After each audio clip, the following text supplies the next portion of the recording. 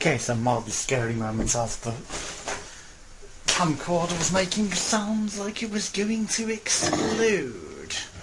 I mean, the whining pitch that was going higher and higher, right? So we bought a chicken that's reduced to 176 from £4. Now I'm going to make a lemon and lime chicken.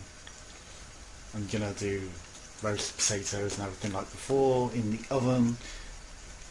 Now these lemons and limes have been sat in the fridge for a few days, so they're kind of on the turn a bit. And it's not cutting fantastic. I should probably got a knife more suited to cutting fruit than this. I know it's the world's sharpest knife and it's supposed to cut through anything, but yeah, world's sharpest knife, TM. They're not that fantastic really at cutting, to be honest. But we're going to shove our lemon, well this is the lime, got our lemon and the lime inside. Also I've cut up some parsnips and carrots because I've got them reduced to clear as well, so I'll show that after. We're just rushing beforehand.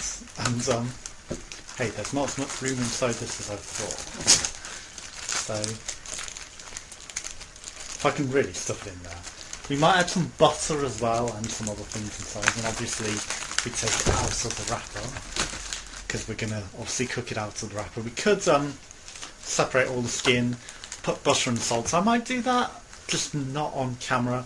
Underneath it'll give us a crispy skin layer. Try not to rip it like I just did.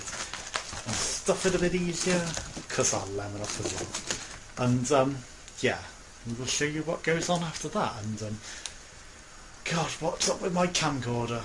It is dying. Obviously I've put up the vlog already about how it's broken itself, but that was kind of scary. So that means it's broken more than just the pulp, because if it's making weird winding noises like that, again, this knife is shit at cutting. It really is. Probably needs a bit of a sharpen, to be honest. World's sharpest knife needs sharpening? What? See? Duncan? Oh my god, it's progressed onto this channel. I couldn't resist. It's a good meme.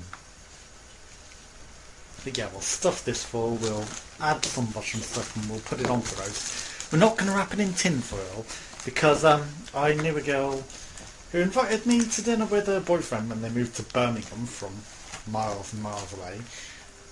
This was back in social media days before Facebook and that, and yeah, it's strange they invited me to dinner, and she cooked the chicken tray just wrapped in tin foil, and you know, she was like, well, why isn't it browning? You know, why is it still white? It's like, well, the skin's never going to crisp up if you keep it wrapped in tin foil, you know.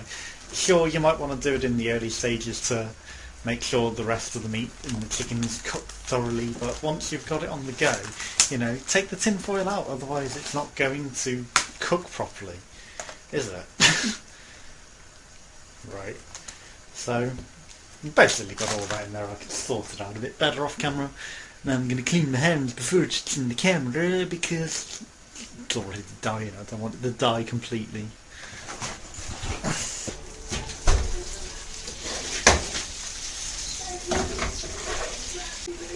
Okay, so you can see that I've turned the chicken over to make it cook a bit more. Excuse the mess in this kitchen. But that's just to make it crispy on all sides rather than just the top.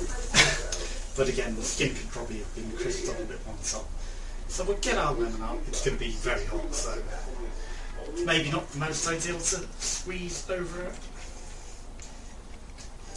But I mean, if you let it cool down a bit more, it will make it easier to squeeze more of the lemon into it, but also it's not going to be as receptive because when it's hot it's going to absorb it more as it cools down. So we've got our roasted potatoes that are roasted in the chicken juices and lemon juices.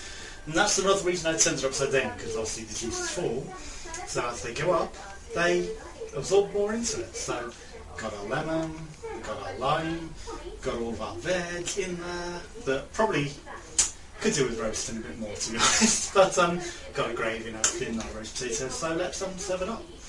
Obviously I'll use some of the bits off the top and then separate it differently so that we've got the various juices in it and leave it back in the oven to stay warm and absorb more juices.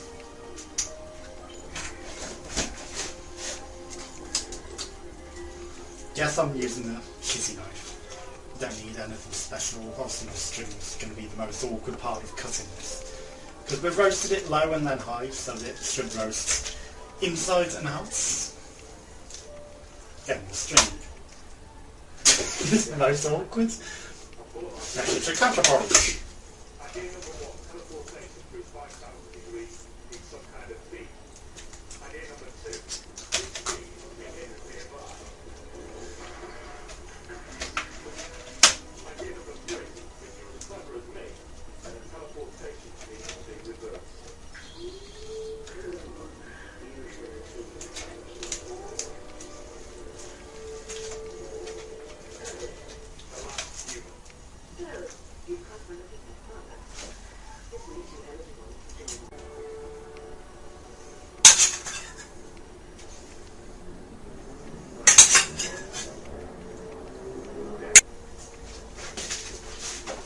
Well, not that I can see the camera there well, but this is our chicken, lemony chicken. I'm spilling gravy on myself because